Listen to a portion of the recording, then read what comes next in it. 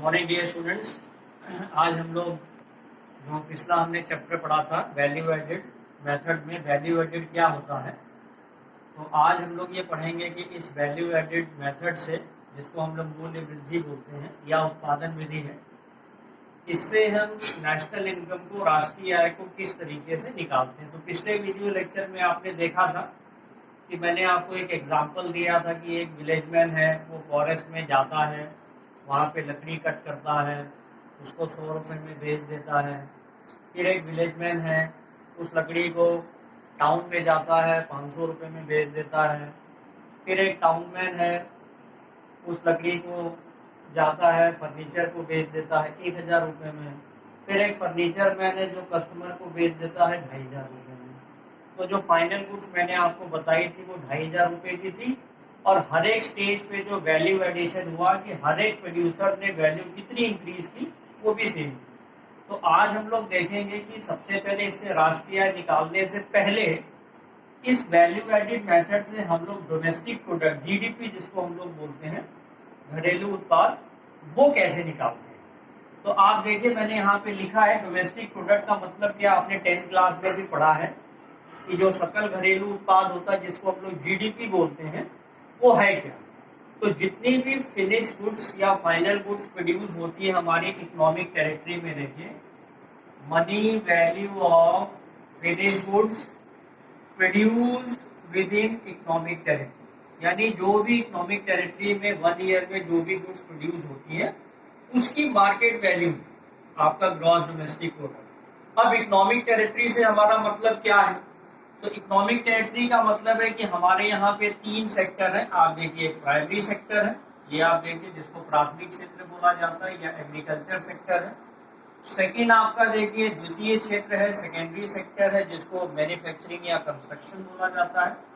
और तीसरा आपका क्या है कि टर्शरी सेक्टर है या सर्विसेज सेक्टर है, जिसको सेवाओं का क्षेत्र कहा जाता है। तो अब आप देखिए, प्राइमरी सेक्टर का मतलब क्या है कि producers are engaged in production activities related from extraction of natural resources, यानी जो भी हमारे यहाँ पे नेचुरल रिसोर्सेज हैं, प्राकृतिक संसाधन है, उसका वो लोग दोहन करते हैं और उससे जो है चीजें प्रोड्यूस करते हैं। तो आप इसमें एग्जाम्पल में लिख सकते हैं कि जितनी भी आपकी जो एग्रीकल्चर एक्टिविटीज आती है, कृषि कार्य जितना भी आता है, वो सब आपका प्राथमिक क्षेत्र में है। जो भी हम खनन करते हैं, माइनिंग, क्योंकि जमीन पे ही करते हैं, वो भी आपका इसी में आ जाता है। हम फिशिंग करते हैं पानी में, वो भी आपका इसी में आ जाता है। तो इसको प्राथमिक क्षेत्र को एग्रीकल्चर सेक्टर भी बोलते हैं। दूसरा है आपका देखिए विनिर्माण क्षेत्र या द्वितीय क्षेत्र। इसमें हम लोग क्या करते हैं, ये जो रॉ मटेरियल्स है, यानी जो कच्चा माल है, उसको हम लोग क्या करते हैं कि एक फिनिश गुड्स में तैयार करते हैं। तो वो तैयार कब होगा, जब आप इंडस्ट्री में जाएंगे। तो यानी इसमें 2 चीजें आ जाती है कि कंस्ट्रक्शन और मैन्युफैक्चरिंग। इंडस्ट्री में आप जाएंगे, उस कच्चे माल से फिनिश गुड बना लेते हैं। और तीसरा क्या है, सेवाओं का क्षेत्र है। तो इसमें जो प्रोड्यूसर्स होते हैं वो सेवा प्रदान करते हैं। सेवा का मतलब है, जैसे आप देख सकते हैं कि बैंकिंग जो फैसिलिटी हम लोग को मिल रही है, ठीक है, हम लोग को जो टीचिंग फैसिलिटी टीचर्स प्रोवाइड कर रहे हैं, ये भी आपका सर्विसेज सेक्टर में आता है। जो भी होटल्स की फैसिलिटी है, एजुकेशन फैसिलिटी है, ठीक है, ये सब आपका क्या है कि सेवाओं का क्षेत्र है, ठीक है। अब आप देखिए कि अगर हम ये कहें कि यहाँ जो उत्पादन हो रहा है, यहाँ जो उत्पादन हो रहा है, तीनों सेक्टर में जो भी उत्पादन हो रहा है, उसको यदि हम जोड़ दें तो वो क्या होगा कि जो हमने फिनिश गुड्स या फाइनल गुड्स बताई है उसके बराबर होगा। पिछले वीडियो लेक्चर में भी हमने बताया था, फिनिश गुड्स जो है वो कितने की बेची थी मिस्टर फर्नीचर मैन ने कस्टमर को, 2500 रुपए की। और हर एक स्टेज पे जो वैल्यू एडेड हुआ था वो भी कितने का हुआ था, 2500 रुपए का। तो यानी हम लोग ये कह सकते हैं कि ये प्राथमिक क्षेत्र, द्वितीय क्षेत्र और तृतीय क्षेत्र, इन तीनों को यदि हम ऐड कर देते हैं तो इसकी जो मनी वैल्यू है फाइनल गुड्स की, वो और जो हर एक स्टेज पे मूल्य वृद्धि हो रही, वो दोनों बराबर है। तो कहने का ये मतलब है कि यदि हम प्राथमिक, द्वितीय और तृतीय क्षेत्र को ऐड कर देते हैं, जो भी इसमें वस्तुओं और सेवाएं प्रोड्यूस हो रही हैं, तो वही हमारा क्या है कि एक तरीके से डोमेस्टिक प्रोडक्ट है। तो हम ये कह सकते हैं कि जो भी मूल्य वृद्धि होती है, तो मूल्य वृद्धि कैसे होगी, जितना आपने उत्पादन किया है, ठीक है, जो भी आपने गुड्स प्रोड्यूस की है और उसको बनाने के लिए जितना कच्चा माल लगा है, उसको यदि आप माइनस कर देंगे तो आप क्या है कि मूल्य वृद्धि या वैल्यू एडेड आप निकाल लेते हैं। जैसे देखिए मैंने एक एग्जांपल दिया है कि ये कोई मिस्टर ए है, ये क्या करता है कि कच्चा माल परचेज करता है कितने का, 500 रुपए का, और उसी कच्चे माल से ये वस्तुएं बना लेता है फिनिश गुड्स कितने की, 2000 रुपए की। तो अब आप देखें, यानी उसने 500 का खरीदा और दो, अब मैं अगर आपसे ये पूछूं कि उसने फिनिश गुड्स या कस्टमर को कितने की बेची, तो ये आप कहेंगे कि भाई 2000 की बेची, ये उसका मार्केट प्राइस है।